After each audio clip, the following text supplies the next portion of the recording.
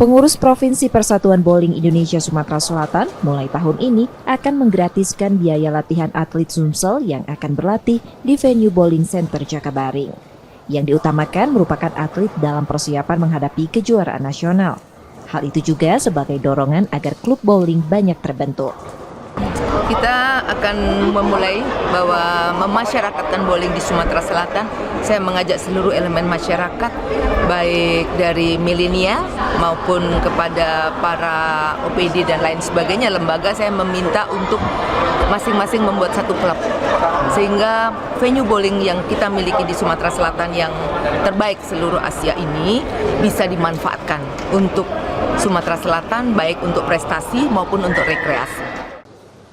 PBI Sumsel tengah berupaya merubah kesan bowling bukan olahraga yang mewah dan berbiaya tinggi. Nur Muhammad, Kompas TV, Palembang, Sumatera Selatan.